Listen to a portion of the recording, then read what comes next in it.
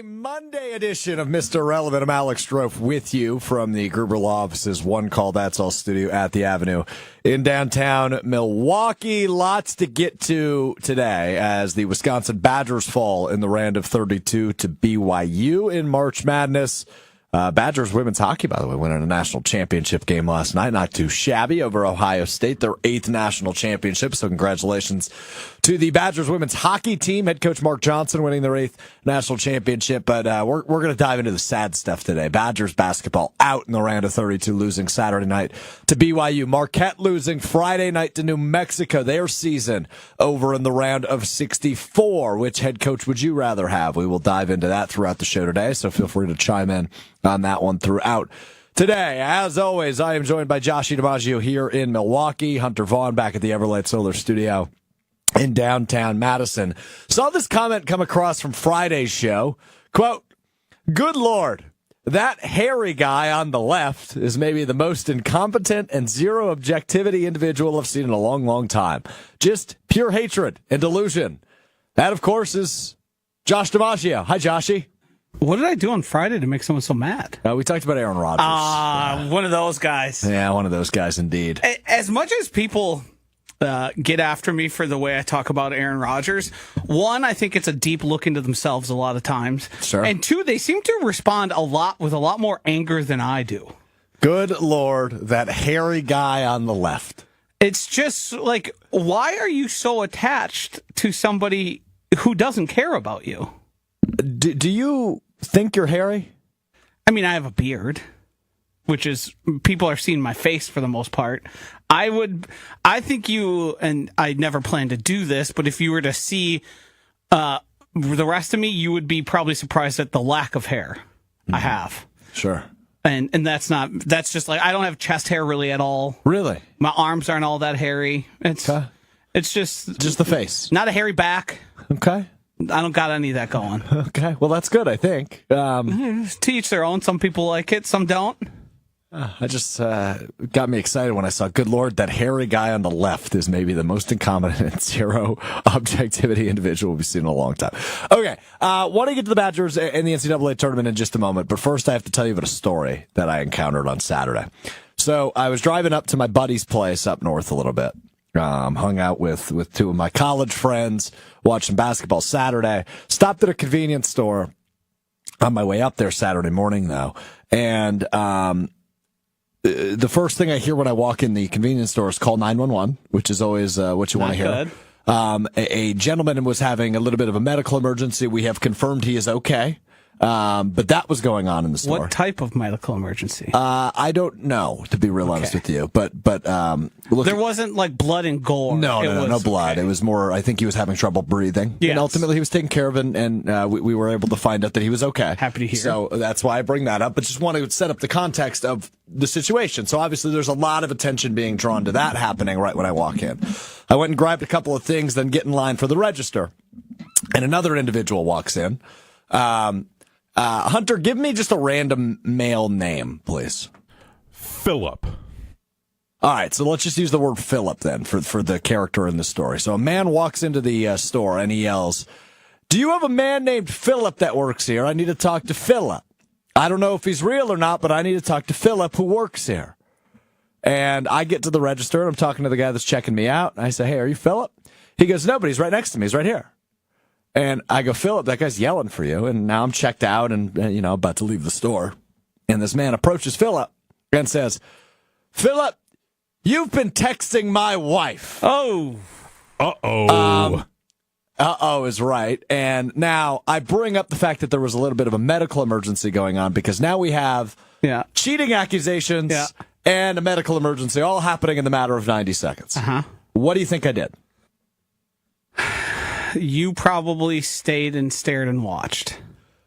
I wish that was the answer. I actually left. You ran? I got out of there. You got to see out your texting your wife. That's what everybody said to me. Yeah. So Sunday morning, I went back to the same place. Did you ask Philip? Is he okay? I was going to ask Philip. Philip was not there. The only man that was there was the man who I heard yell, call 911. So it didn't feel appropriate to ask him. I would have asked. Given that he was probably distracted with something else going on. Yeah, but once that man was taken and successfully taken care of, you don't think inside of the same establishment they weren't going, hey, did you hear what happened to Philip? Yeah, I mean, it was bizarre. I felt like I was in Bizarro world. There's some pretty big gas stations, but word travel. What is there at any given time? Like 10 people there working? Yeah, word would travel. Yeah, you're right. It's human nature. Yeah, you're right about that. So bad on me for not asking and following up on that one. What was the age difference in the Philip and the accuser of Philip? Great question. 20 plus years. I had a feeling. Philip was a younger gentleman, probably younger than me. Did you see Philip's face when "you've been texting my wife" happened? I did. How did he react? He looked confused. Probably because Philip had no idea. Seems like Philip had no idea that the person he was texting was married. The only follow-up I got was, who's your wife?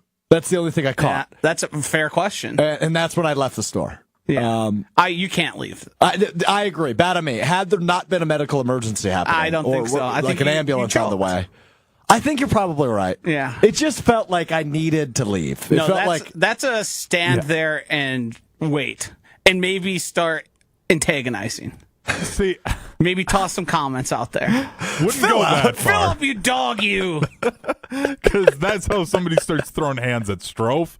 But, like, you live so much of your life for content and sharing things on this show and KBN. You had the crown jewel of content right in front of you, and you just let it slip through your fingers. I promise to the loyal listeners, even the guy who hates me and thinks I'm not objective. The guy who thinks they're hairy? Yes. If that ever happens to me, I'm staying and watching the whole thing play out. I would record it even. Like, I'm going that far. I want to be able to relive it and make sure I have every detail of what happened within that moment. I'm not sending it out to everybody.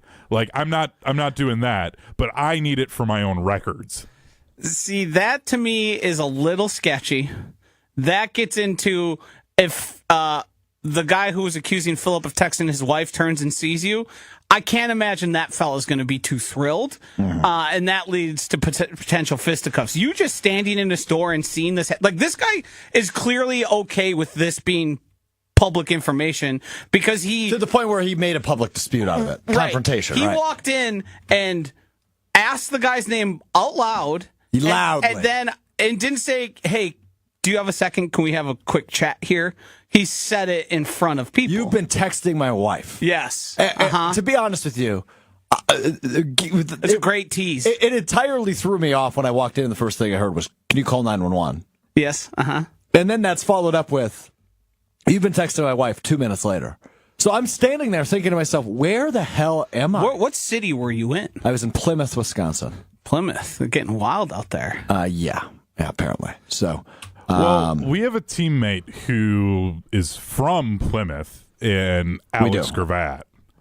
I need to, we're going to have to try and get some information from him. Like, is this on brand for Plymouth? I've only ever been there to swim. Like, if it was my hometown, 100% on brand, that's a Tuesday. Like, had things like this happen before in other stores and places I worked. Like, this was a normal thing. And maybe, and to be real honest with you, maybe this guy was just screwing with him, right? Like, because he walked in and he said, honey, I'm home. And then he started yelling about Philip. That's a guy looking for a confrontation. But it seems like this is a guy who frequents the store, right? That he walked in and yelled, honey, I'm home, not realizing there was a man needing medical attention. I mean, it was just, I didn't know where I was. I just wanted to get the hell out of there. I think that's just a guy riled up, ready to get into it. Maybe. Like, you could have witnessed like a fight happening, or the guy. I mean, that guy clearly shame had surpassed him. Yep. Because I definitely wouldn't announce in front of other people my wife's been texting you. Who, if I were to guess, the younger guy's probably a little more handsome, probably a little more in shape. Probably a reason maybe his wife is texting him. You know, those are all things that for me would cause self-reflection. To this guy, he said, I got to go put a stop to this, which is always fascinating when it comes to like cheating and cheaters. Mm-hmm. If somebody is, why you would confront the person on the other end is bizarre to me. Yeah. So anyway, well, you don't know that he that's didn't confront the cheater. But maybe this was like, but so I looked at the 911 scanner to see if anybody, if there was a physical altercation. It didn't come to blows. That escalated. No police called. And we do have to be honest here. It wouldn't be unsurprising for someone to not catch a hint as they're texting someone, saying from Philip's end. Yeah, that is here's also the thing. Possible. Here's my theory. I think Philip was a new employee, and this was him getting hazed. Oh, I don't think this was real. Because it seemed like this guy was too comfortable in this environment. And maybe he caught wind that Philip had just started. So he wants to get after Philip a little bit. I mean, that's my take. That is some wild hazing for Plymouth. Funny. If that is the case, that would be hilarious. Creative Have and the guy great, shaking in his boots? Yeah. Yeah, so anyway, all right, there's your story. All right, let's get to Saturday's loss for the Wisconsin Badgers. They fall 91-89 to BYU in the round of 32 Saturday night in a game that really felt like the Badgers weren't totally in it until they were, and then they weren't again. It was a game where I just feel like it perfectly epitomizes what the experience of being a Wisconsin sports fan is. You build up your hope, all of a sudden the game tips off, and you're like, uh-oh, this ain't good. Hope is dwindling. And then at one point, I literally said out loud, this one's over. And then all of a sudden I said, maybe this one isn't over. And my hope got built back up. And then all of a sudden, the Badgers within 6, within 4, within 5, within 4. I go, holy crap, they're going to have an opportunity to win this game. And then they have the ball down 2 with an opportunity to send this game to overtime or win it. And the call by the Badgers, after sleeping on it for a few days, I still stand by it. I understand living and dying by a guy who had 37 points, right? And trusting him to create his shot. But at the end of the day, BYU was just the better basketball team on Saturday. And that's just what happens this time of year. Sometimes you run into a team that is just better than you that night. And that's what BYU was. They were hitting clutch shots. When you score 91 points in an NCAA tournament game, odds are you're going to win that game. And ultimately, the Cougars did. A couple of things now, 2 days removed from the Badgers' loss, that is bothering me. Number one, and it's something we talked about a week ago today, I don't view this as a home game. I didn't view the travel as a huge advantage. The BYU fan base showed up. It's as simple as that. I don't view the location of the game as an issue. I don't view the altitude as an issue. That just felt like, when we talked about it a week ago, pre-built-in excuses, and it feels like that again today. Number two, don't understand the Greg Gard haters that have come out of the woodwork once again, saying the Badgers need a change, the Badgers need to fire Gard, the Badgers need a different head coach. I don't know what more you needed other than not getting to the Sweet 16. What more you needed out of Greg Gard and that staff this year to prove you that they are worthy, to prove to you that they are capable, to prove to you that they are the best option for the University of Wisconsin. They reinvented the offense. They went into the portal. They unlocked John Tonje. They were in the Big Ten championship game for the second year in a row. They were a 3 seed in the NCAA tournament after being picked 12th in the Big Ten preseason coaches poll. This is a team that exceeded expectations, blew them out of the water, mind you. It completely reinvented what Wisconsin basketball is and the brand of basketball they play, and did it really, really, really well. Greg Gard and his staff deserve a ton of credit. So I don't really get the hatred. I don't get the knocks. I don't get the complaining. At the end of the day, BYU was the better team, and that sucks. And the Badgers still have not been back to the second weekend since 2017, which stinks. But at the end of the day, Greg Gard is the right choice. He is the right head coach for this program. And while it is disappointing the way the season came to an end, this season to me was 100% still a success given the expectations going in. It stinks John Tonje didn't get to play in the Sweet 16. I get that, because he was an awesome Badger that you're only going to get to enjoy 1 year of. But all in all, I hate the complaining. I hate the excuses that are being made. Wisconsin just wasn't the better team on Saturday night. And that happens. And that's that for me. Joshy, as we are now 2 days removed from Wisconsin's loss, where are you at? I've got a lot of thoughts in response to what you said. One, you played a hot team that was playing extremely well, and a team that shot extremely well from the field. Made it difficult. There were certainly spots where the Badgers could have played better, but I think it's okay to be disappointed. It's okay to want more, and it's okay to expect more. But any idea of moving on from Greg Gard after an entire reinvention of the program in a way that honestly, if you were to have asked me a year ago, I didn't think Greg Gard and the Badgers were capable of. I think that's foolish. If you seeing what we saw this year gives me an amount of encouragement I didn't expect or think really possible. I think it's the way the offense changed, the way they've embraced the NIL transfer portal era to, let's be frank here, a school that played an antiquated style of basketball for a long time. A style that many of us Badgers fans found ourselves defending despite knowing there's probably a better, more entertaining, and a more recruitable way. Where before the Badgers, there was pretty much only a couple type of players who really made sense for the Badgers to recruit and for them to come here. Now, in the era of transfers, where there's going to be guys every single year available, there's going to be plenty of people who will look at Wisconsin and say, that's a place, not only can I win, but I can achieve. And I can be a fixture. I can be part of their scoring offense. It's no longer the scoring 50, 60 points a game. That's gone. I think you can consider the season a failure. You didn't make the Sweet 16. But from where we started to where we ended is worlds different. Correct. And 100%. I feel nothing but encouragement from what Greg Gard did in this season. I think that is incredibly impressive. It is, I mean, he said it. He said it everywhere. He's talked about how, there's two paths to go here. You can try and fight it and bemoan it, or you can embrace it and try and get the best out of it. I think the Badgers are in a good place right now, and I expect it to keep this path to continue to grow. I do think you do have to start looking. It is, hey, we need more. We need a Sweet 16 here. We need a deeper run, but this is a reinvention. This is building. This stuff just doesn't change over a single season. There's more to be had here. There's more progress there. I think a lot of it too is a lot of Johnny come latelys. Yep. I don't think people were watching the Badgers this season. I think they watched 2 tournament games. One that was probably closer than you would like to start, which you ended up covering the spread and winning, but it was close at times.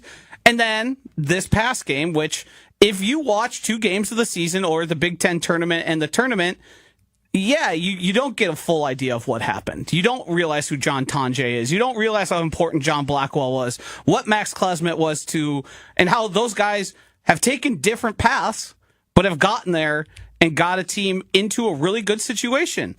I don't want to give an excuse of the travel or the home. It does play a factor, but it's very minimal. Sure, but it's not the reason they won or lost. Right. Totally it was agree. A 2-point game. Right. I don't think them having an extra day of rest makes them score on that last drive. I do think you made the right call. I think maybe Tonje probably should have realized, this isn't the matchup I wanted. But that's bang, bang. It was his shot. They drew it up for him. Yeah. With that much time left, you don't really have much time to search for an open guy and make a pass to hopefully get an open shot. No, right. It is what it is. It is what it is. I totally agree. And that's the guy who you want the ball in his hands at the end of the game. I want to go back to something you said, though, because the transfer portal opened today, which that's a problem. Scottie Pippen's kid transferring. Yeah, Scottie Pippen's kid who plays for Michigan. Who is still in the NCAA tournament, announced he was transferring today, which is just confusing. He'll be playing this weekend. It's like, I saw J.J. Watt tweeted it. Like, that's like free agency in the NFL opening during wild card weekend. It just doesn't make a lot of sense to me. It doesn't. It shouldn't. But it is the NCAA, and they do things wrong and backwards and quite often incorrectly. Yeah, so that's what they do.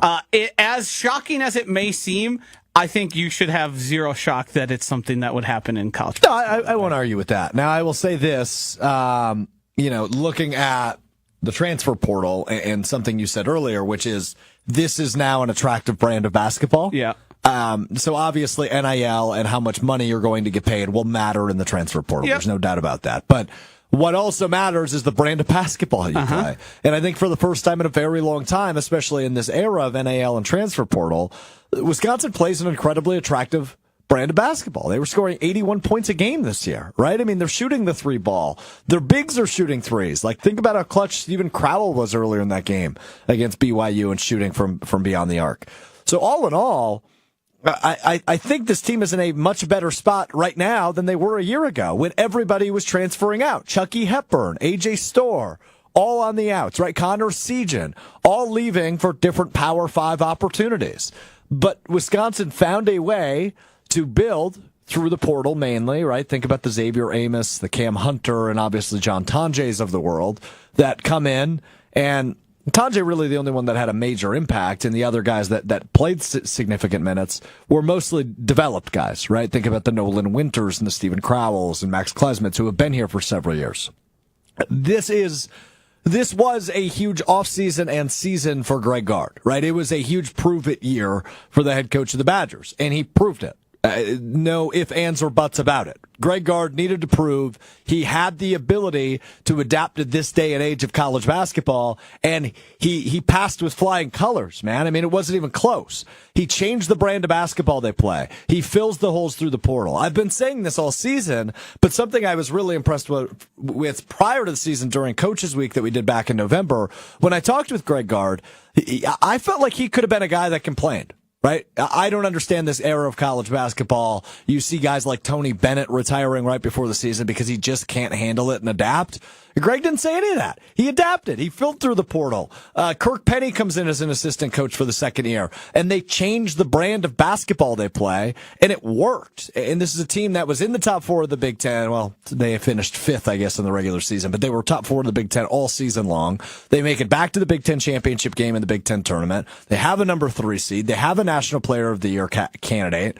Everything you could have asked Greg Gard to do other than make the second weekend, he did this year, which I think deserves a ton of credit and deserves your faith moving forward. So I will never understand walking away from that loss to BYU and going, Greg Gard's the problem, because that's just not the case. It's a lack of ability to regulate your emotions. I was very disappointed in the outcome. Yep. I had looked at it beforehand and said, hey, these are all winnable games. I knew BYU was a good offense. I knew they could shoot the lights out. I knew they could do all that. I knew they posed a potential problem, but that's the reality of the NCAA tournament. You're going to face some teams that you don't have the best lineup or matchup for, but you need to go out and win by any means necessary. It doesn't, I know firing coaches is the classic, like, sports radio fallback whenever failure happens. I don't think programs that are building or are as successful as the Badgers were this season would ever go about that. It doesn't make sense. That's how you find yourself in a cycle of hiring and firing and chasing that dragon. Because let's be honest, are the Wisconsin Badgers a top 16 program in the nation, or were they thought of that coming into the season or the previous 2?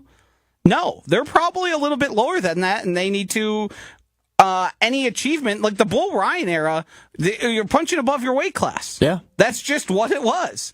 And I think Greg Gard is getting the most out of what he has in a changing landscape in college sports. I do think it is fair to put expectations of a Sweet 16 and a deep run on him, but not after that season, not after that complete reinvention.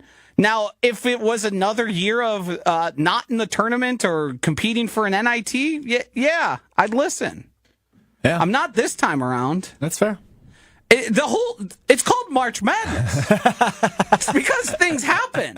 Things don't always go the way you expect or you want. Right. It's part of it. Now, this tournament has been a little bit more chalky than other tournaments, right? I think you have all 1, 2, 3, 4 seeds other than 2 6s instead of 3s and a 10 instead of a 2. That was the big upset, Arkansas over St. John's.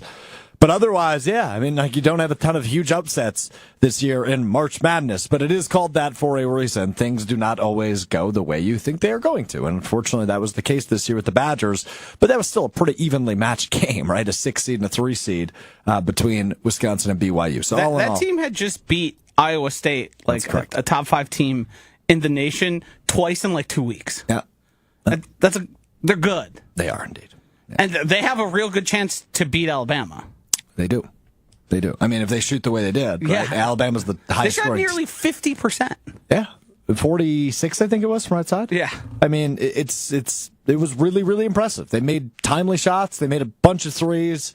They're a good team. And Alabama obviously is the highest scoring team in the country, but you put up 91 against Wisconsin, that's a sign you're capable of competing with anybody. So I got nothing but respect for BYU and the way they played, especially that kid whose great-grandfather invented tater tots, Richie Saunders. That guy's going to haunt my dreams. Yeah, that's fair.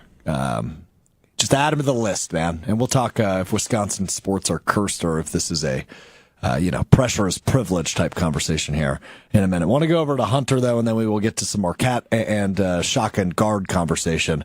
Hunter, go ahead. Can you guys explain this to me? Because I've really been confused by it for the last probably third of the Badgers season here. Like, Greg Gard, he struck gold with John Tonje. Just because he got one guy that nobody knew he was going to be what he is doesn't suddenly mean he has completely embraced the transfer portal. He completely understands it now. This is how he's going to work going forwards. Like, he got one guy. The other two guys he got gave him like 3 points a game and barely cracked double digits if they were lucky any night in minutes. Like, I'm just saying I don't understand it. Like, okay, great. He struck gold with one guy. He needs to do it more before we start saying that, like, oh, yep, he's got it figured out. He knows what he's doing with college basketball transfer portal. It's very simple. Very, very, very simple. Clearly, it's not if I don't understand. Okay, thank you. The transfer portal was typically not something that Gard used to be starters and main contributors on a team. Yep. He then went out and got a guy who was in the running for National Player of the Year. He is willing to, and instead of fighting against it, embracing it. Not every transfer is going to work. I don't think that's what anyone's claiming. But to hit a home run the way he did matters. Hold on. Yes, I agree. But let's not act like John Tonje was the first. A.J. Storr was the first. Yeah. He did this last year, right? A.J. Storr averaged 16 points a game for the Badgers last year, and he was by far the leading scorer, and he was a guy that was only there 1 year and came from the transfer portal. So it's 2 years in a row that the Badgers' leading scorer was not on the team the previous year and was not a true freshman, right? Like, these are guys that came from elsewhere. I think the point is, Hunter, in terms of his approach to the transfer portal, I'm not necessarily making the case your best player or your leading scorer next year needs to come from the portal, right? Because I think John Blackwell, assuming he stays and doesn't get a bag from elsewhere, which is very much realistic, by the way, I would say that it is not, it is not the expectation to go get your top dog, but it is an expectation to go get contributors. Max Klesmet was a guy that came from the transfer portal. Let's not forget, right? He came from Wofford, and he's been in Wisconsin the last 3 years now. He's obviously a Wisconsin guy growing up in Neenah, but he was a guy that was not initially recruited by Greg Gard in Wisconsin. So I think almost to use Brian Gutekunst, the general manager of the Packers, is like the opposite of this, right? Understand your shortcomings, understand your mistakes, and you have in college sports, probably an even bigger opportunity to correct those. Right? Okay. Now you know who's coming into your roster next year. At least if we assume everybody stays other than the guys graduating, right? So Stephen Crowell, Max Klesmet, John Tonje, Carter Gilmore are all gone. Sounds to me like you need a big in the portal who can start alongside Nolan Winter. And it sounds to me like you have plenty of opportunity to either A, develop your backcourt, or B, recruit for your backcourt, or C, both. Right? I mean, there's going to be opportunities for guys like Cam Hunter and Jack Robeson, who was a freshman, to be real contributors next year. But I think when you talk about your approach to the portal, I think Gard has done a nice job in recent years. That's not to say his entire tenure, but I would say the last 2 years or 3 years, he's found key contributors through the portal. And so I guess I don't want to say he's figured it out and he's the best in the country at it by any means, Hunter. That's not the case I'm making. But it seems like he's got a good rhythm and a good understanding of filling those needs via the portal. And that's the second year in a row. It just so happened to be their leading scorer. Yeah, I guess that was my thing, is like, it feels like Badger fans have just jumped to, oh, okay, A.J. Storr, John Tonje hit. He's the best at it now. Like, that's been very much the conversation on Twitter when it comes to Greg Gard and the transfer portal. It's like, okay, you still have to consistently do it if you're going to put him in that conversation. Like, doing it, and I'll be honest, kind of forgot about AJ Storr because of the season he's had this year at Kansas. Like, it's fair. That was a slip up that, he was on his 5th school. Yeah. He's going somewhere else, right? I've not seen that yet, but I would not be shocked. Yeah. Also, Max Klesmit and Kamari McGee were transfers in 2022. You also put that next to Ben Carlson, which was probably not as much of a hit there.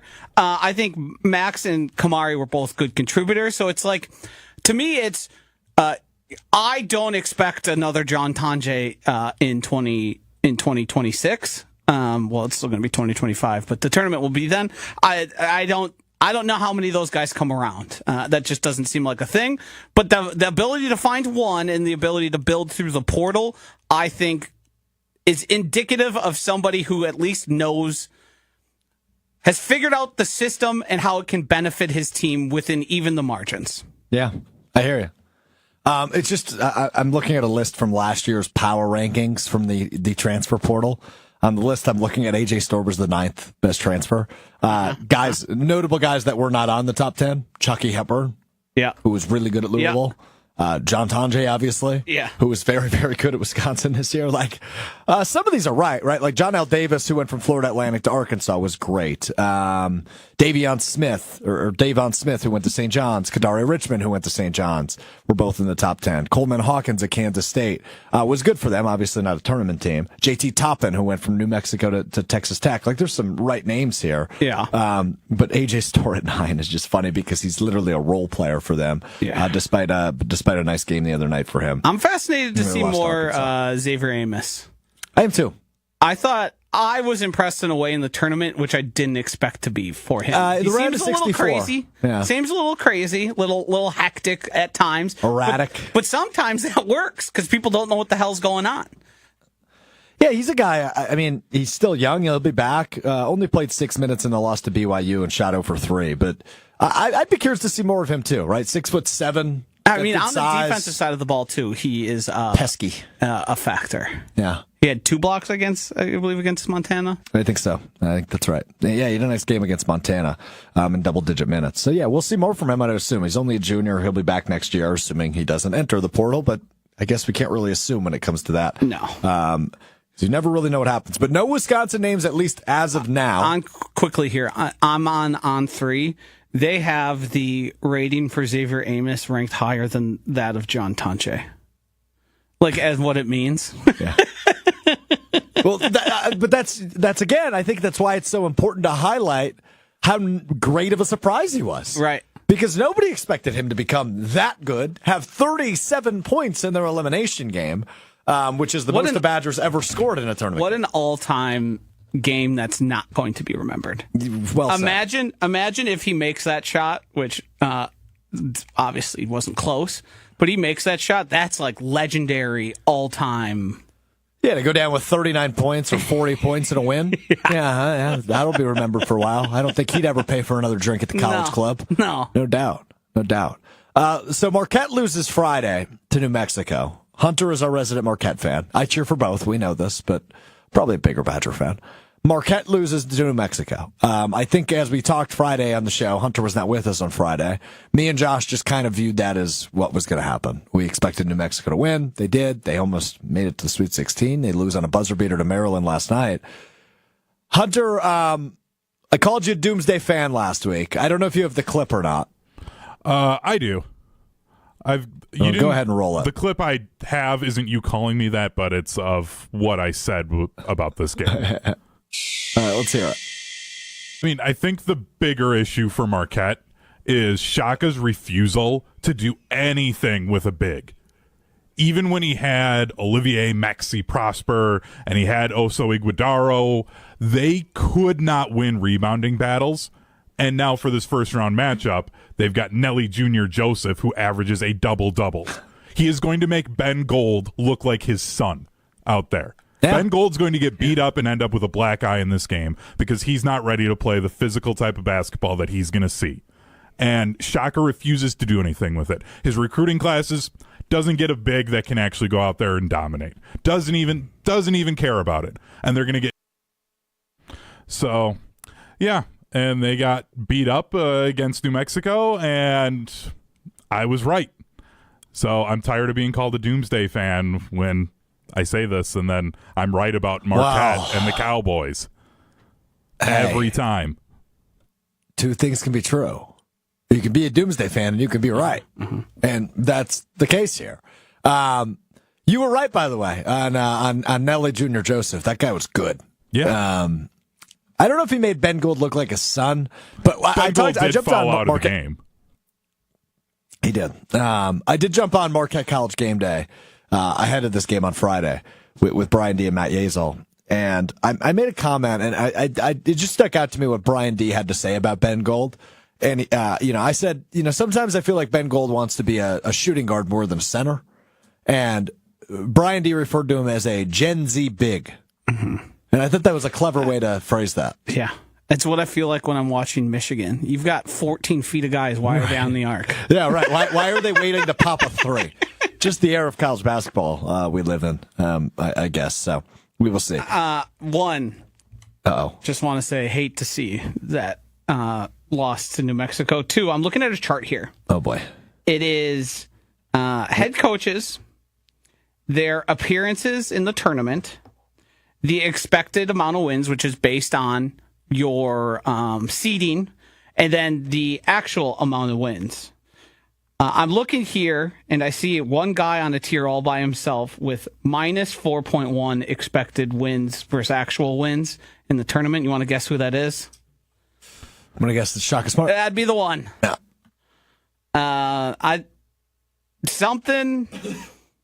This is going to be a very interesting offseason here for him. A guy who doesn't want his players to have agents, which in the NIL era is the reality of the situation. Many players do. That's how they seek out. That's how they find new places to go.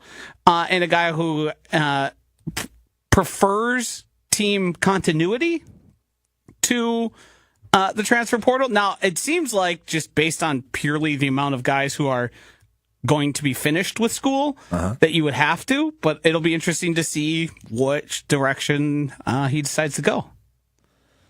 Yeah. Who do you have more faith in? Gard or Shaka? Gard. I agree. Yeah. And don't get me wrong. I think both of these are really good college basketball coaches. Mm-hmm. I still believe in Shaka. Mm-hmm. I think you can't take away the fact he did get them to a Sweet 16 last year, which Gard has not done since 2017. Which is 8 years ago. But the way Gard has embraced the portal and used it to team build versus Shaka, who deserves credit for being able to retain everybody and build culture and do more of the long-term building we used to see 10, 20 years ago now in college basketball. That deserves credit. It is different when expectations matter more, I think, than how we view somebody, and expectations can change, but the expectations for the past 2 years for Marquette is a whole lot more than they've seen. Yes, agreed. I just this year was so big for me for Gard because that was a guy whose seat I would argue was at least a little bit warm entering the year. There was a little heat coming from underneath it. And for Shaka, obviously, there was none after a Sweet 16 appearance and Tyler Kolek and Osa Iguodaro developing them into NBA-level players. But Marquette kind of crumbled down the stretch, where Wisconsin did not. It felt like Wisconsin was playing their best ball towards the end of the year. And they had been playing ball much above the level I think we all anticipated throughout the course of the year. So all in all, I go Gard. I'm curious where Hunter goes. If I said pick one, Gard or Shaka, being the Marquette fan you are, but really a fan of both, do you agree with us or are you going with Shaka? My thing with Shaka is still that, I think it's different for Gard when Zach Kinzinger, who will be coming in next year to Wisconsin, is a 4-star recruit. Gard doesn't typically get those guys. Where Shaka's classes are full of 4s and an occasional 5 in there. So he's going to give those guys a longer leash than, like Josh said last week, where he's like, well, you can just tell those guys to walk. yeah, they're going to redshirt these true freshmen. Then as redshirt freshmen or sophomores is when they really get minutes. Like he's going to give those higher level recruits a longer leash. So like the knock on him about the transfer portal, I don't know is fully fair. My concern with Shaka is still he gets outcoached regularly once you get past that first or second media timeout in the first half and teams adjust. I don't see that with Gard as much. Like, I'm riding the fence here, and I can't pick either one. It'd be a coin toss if I absolutely had to. Like, I would just pull out a quarter and say, I'm going to just flip a coin because there's benefits to both of them. Yeah, and it feels pretty coin flippy, which is why I like the question. I'm curious from you if you want to chime in. ESPN Milwaukee, ESPN Madison on YouTube. See a little over 60 of you rocking with us.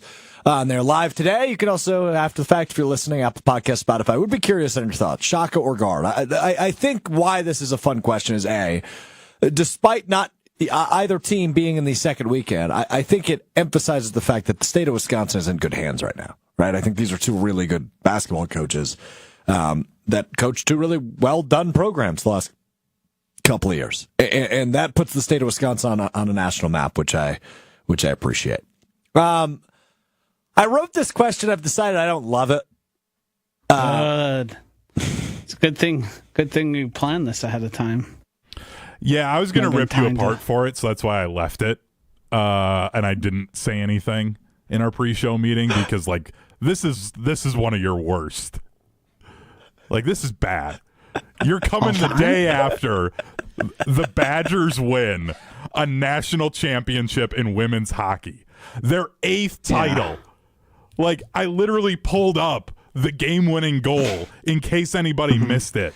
Well, so it's funny, you Hunter, right earlier he said leaving the state in good hands, and I thought that was a natural transition into Kirsten Sims and the just dominance. 20 years of domination from the Wisconsin Badgers women hockey team. So I was more thinking like Packers, Brewers, Bucks, Badgers here. Oh, so you're Badgers like basketball and football.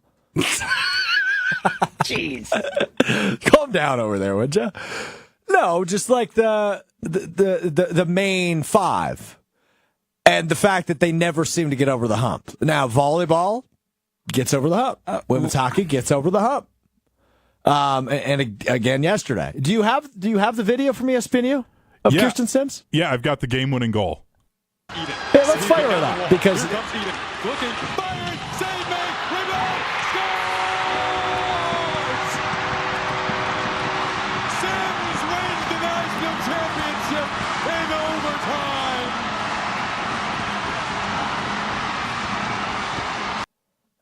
Love it. On the Gophers' home ice too.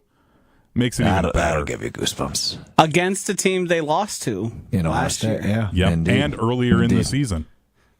I don't think we can overstate the fact that the 19 seconds left, coach looks at the team and says, who wants the penalty shot? Immediately raises her hand. Sims raises her hand, goes out, scores, and then follows it up with the sudden death goal in overtime. And mind you, this is the second game-winning goal for her in 3 years in national championship games. Yeah, incredible. That I don't want to say statue, but that's borderline statue status. That is. Oh, her jersey should be in the rafters. As unbelievable of a college career as you could ever fathom. Yeah, it's ridiculous. Yeah, how many jerseys do they have retired for Wisconsin women's hockey? Do we know the answer to that? That I don't know. I was also just going to say, because I've seen some Ohio State fans dropping this one too, two things that they need to understand about hockey and the rules of hockey, because clearly the state of Ohio doesn't know how the game of hockey works. You can't put your hand on the puck and cover it up in that blue area in front of the goal, also known as the crease, and then slide it under your body to keep it away from going in the goal. That is a penalty. So Wisconsin did get the right call there when they reviewed it by getting to pick the penalty shot or getting a power play, which in that spot, obviously you take the power play. Second point, on the penalty shot, The deke that she did to get the goalie going to the one side and then to the other is still clean. The puck didn't go backwards. She never moved away from the goal, and she never turned her back to the goal, which is what would make that then not count. So Ohio State just needs to learn hockey. Yeah, exactly. Yeah. Just not knowing puck. I just need to make sure the entire state of Ohio. Yeah, it's bad. Yeah, that penalty that was called, the best argument they can make is how do you call that there given the stakes? Because covering the puck in any sort, with your hand especially, in the crease is something that's like a pretty automatic and easy call. That is one that that would prevent the team trying to score from doing. If you wanted to do that, you could just put your defender in the crease all the time and have them grabbing at the puck. Yep, correct. That's not something we want. It's also extremely dangerous. Yeah, not a good idea. I understand how it could happen to the young woman who did it, who I believe was a transfer from Wisconsin, that ended up getting the penalty called on her. That is one thing that it can't happen. In that situation, in those circumstances, that just can't happen because you are preventing a team who has a chance to tie the game to do so because you elected to use your hand. Just a little cleanup. The only hockey jersey retired for either Badgers men's or women's hockey is Mark Johnson, the head coach of Wisconsin women's hockey. His number 10 jersey was retired back in 2018. I mean, both those programs have had mega stars. Yeah. Mega stars, but they don't retire jerseys. Yeah. So, but this one feels like it has to happen. It feels like it. Yeah. Yeah, and I think there's also there's the case to be made that if men's hockey did it because of the history they had up until the last 15 years now, they'd run out of jerseys. If you were like, no, you can't have the jersey anymore. Yeah. So I kind of get why they don't do it because Wisconsin hockey historically is just that good. Sure. I hear you. Well, congratulations to them. We're not even going to do the curse topic. Good. Yeah. Not a time. I think. I also think down, after. Yeah. I mean, the Bucks just won 4 years ago. Yeah. That is very. It's just I'm why when they 30 break our years. hearts, they have to do it. They do it in dramatic fashion. Oh, that's. Why can't I just lose? Why do I That's have to lose in dude. dramatic fashion? Yeah. That's sports. You're talking about playoffs. The good teams play each other. They're generally pretty close losses. Pressure is. If you wanted to point to anything, the Packers have had some losses in the playoffs that are jaw-dropping, astounding in terms of how they managed to lose the game. But for the most part, and in recent memory, I don't know how many games I've thought the Packers were the better team and bad luck happened. Mm-hmm. I hear you. And I also don't think you can start calling curse even for an individual team until you push into the 20 plus of not getting to the Super Bowl. So they still got a 5-year window here. They get outside of that 5-year window and haven't gone, but then let's have that conversation. All right, fair enough. Save it for 5 years from now. Yep. We are 1 month away from the NFL draft. NFL draft starts 1 month from today, April 24th, up in Green Bay. Joshy, where are you on your draft prep? Are you getting in the weeds? Are you YouTube filming it? Film breakdowns? You watching pro days? Where are we at here with a month to go until draft time? I have been doing mock draft simulators that you can find online. Have you been? Every single day. I've been watching and looking up some guys names that kind of pop up that I haven't seen, or somebody does impressive at their pro day. I'm tracking, obviously, all the guys that Goody is seeing at workouts for, and the guys they're having in for visits. That stuff all matters to the Packers historically. In recent memory, have used those top 30 visits to guys they fully intend to draft. There is no subterfuge or I love the word subterfuge. Any misleading with it. If you look at the guys who they've had in, you will find 4 or 5 guys every year from those top 30 visits who end up on the Packers.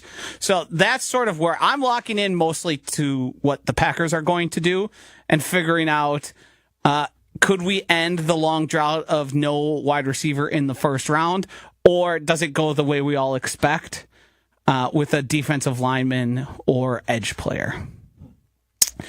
Yeah, Draft is top heavy in terms of Give me a receiver. Wide receivers. Give me a receiver. You can find a lot of now.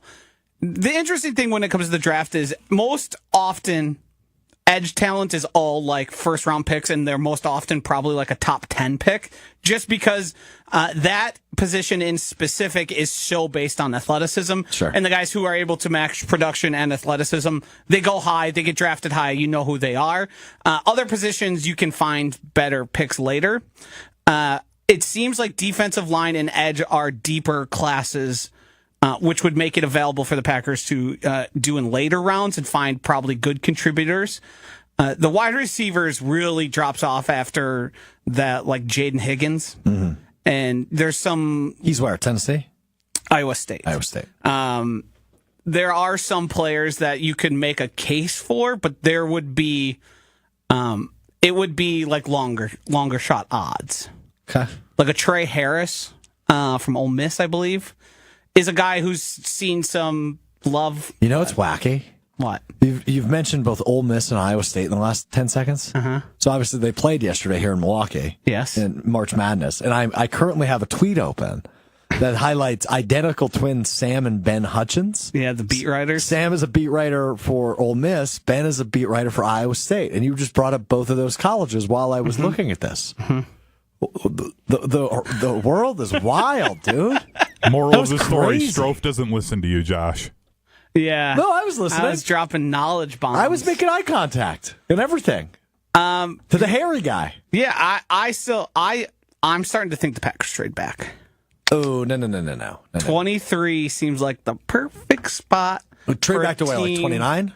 Well, it depends. It depends on who makes what moves, where they are. I haven't memorized the board, but 23 looks like I want Jackson Dart. I didn't in the top 5 get the quarterback I wanted. I went with a better team, so I traded back into the first, get that fifth-year option, and draft a... If the Packers aren't going to trade a first-round pick for Trey Hendrickson, just draft in the first round, please. If the draft is in Green Bay and you're going to have 1 million people there and 500,000 of them plus are going to be Packers fans, you got to draft somebody. Well, I can start to tell you. It appears as if McMillan from Arizona is a guy that Goody was at his workout, the only GM in all the NFL to be there. And I've seen visits from James Pierce from Tennessee and Shamar Stewart, edge for Texas A&M. Yeah. So if I were to guess, if one of those two guys are there, which seems like Pierce has a better odds of being that because Shamar is one of the most athletic defensive ends in the history of the draft. If either of those guys are there, there's a good chance they end up taking them. Also, a lot of the chatter down in Dallas is that if McMillan's there at 12, which he probably will be, it's sounding like he's a very real option. They want somebody across from CeeDee Lamb. So any receivers that Packer fans love, I think there's a good chance the Cowboys also take one of them. So that'll just be something to keep an eye on for Packer fans as well as draft night. It's interesting you threw the Cowboys in there because the Cowboys are one of 3-4 teams in the NFL that I would say the NFL sentiment doesn't apply to them. So right now it seems in everything we're hearing and from the reliable sources, the Daniel Jeremiahs, the Mel Kipers, the guys of those level that aren't just mocking for fun, they believe that the internet and the commenters and people around it are a lot higher on McMillan than the NFL teams are? Okay. So he has been sliding into the back end, like the bottom 5, 6, 7 picks in a lot of drafts. Of the first round? Of their mocks, of the first round, yes. Which would tell you that there's likely a fall there. But a team like the Raiders, a team like the Cowboys, are the type of teams that would go, we'll take this guy because, like, I saw a thing also, and this is a wild distraction, but Jerry literally drafts guys that are on local TV in Dallas. People that he can watch end up on the Cowboys at an extraordinary amount. So all those Big 12 teams or teams in that southern region. I got big news. Yeah. Packers wide receiver McCole Hardman. Yes. Jersey number 6. Don't like it. Ugh. Single digit. That means he's fast, right? Mm-hmm. Means he's a big time receiver. That's gross. I like it. That means he's a huge pickup. That should be a quarterback number. All right, you learn something new every day. It was Sean Clifford, the last to wear number 6 for the Packers. You learn something new every day. We learned something new over the weekend, and it's been in my head ever since. So Joshy tweeted this over the weekend, and it's legitimately one of the most unbelievable things I've ever seen. So the Nashville Predators, of course, the NHL team in Nashville, had an interesting national anthem prior to puck drop on Saturday. I'm just going to let Hunter roll the tape. Take a listen to the Bongo national anthem that was performed at the Nashville Predators game the other night.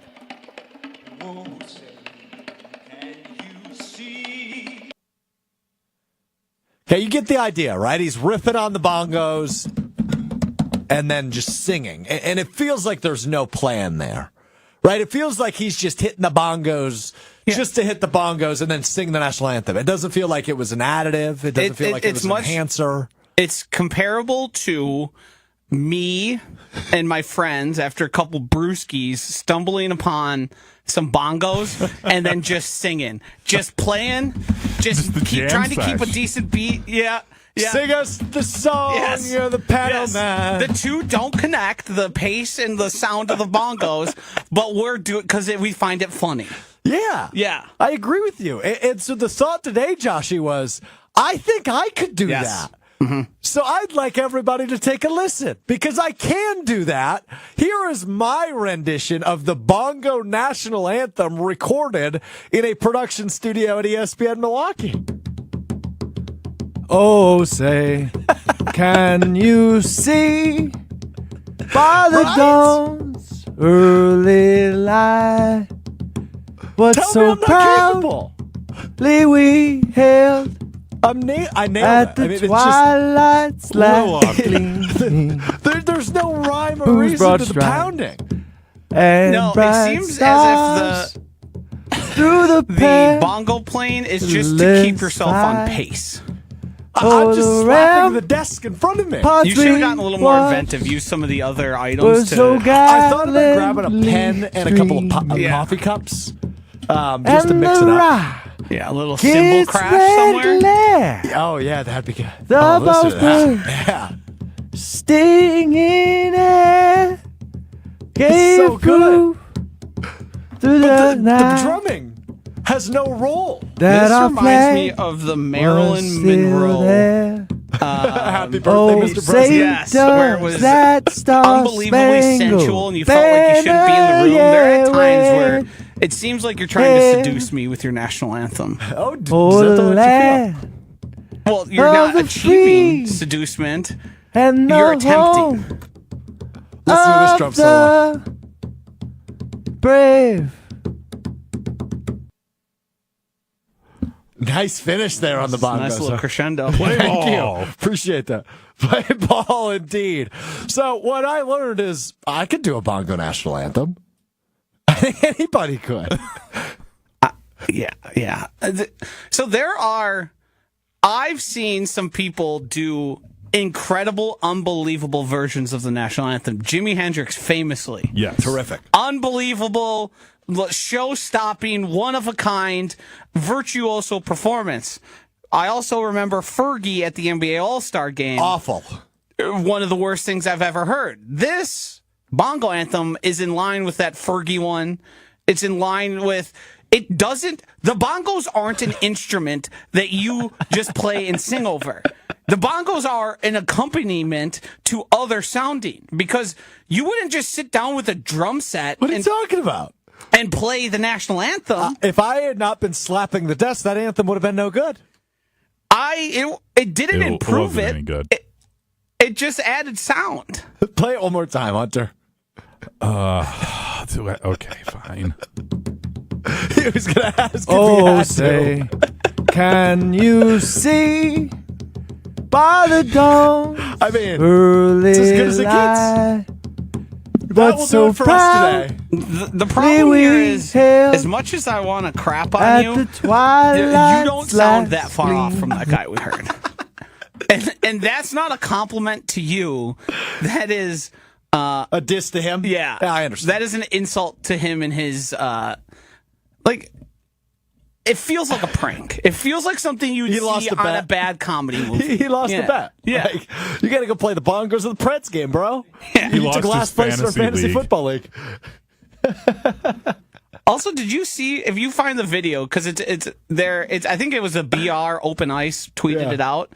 It was Trevor Zegras from the Anaheim Ducks who made light of it, saying that threw us off. They threw them off in the first period. The video, when they cut to the bongos, they're not even like fully fledged bongos. It's just two bongos, isn't it? No, it just seems to be the top layer. Because when I think bongo, I think They're standing tall, on right. its own. It's its own device. It's just like the cover. It's such a bad idea. It was a bad idea. But I must say, I crushed it. All right. The booker for the national anthem needs to be fired in Nashville. Or call me. I'll take a trip to Nashville. It's an idea. All right, we're back with you Wednesday beginning 12:30 Central, ESPN Milwaukee, ESPN Madison on YouTube. Remember, you can subscribe to Mr. Irrelevant, Apple Podcasts, Spotify, wherever you get your podcast. Just search Mr. Irrelevant will be the first result that pops up. Thanks to Joshy. Thanks to Hunter. I'm Alex Strouf. We'll talk to you Wednesday. Peace. Oh, say, can you see by the dawn's early light what so proudly we held at the twilight's last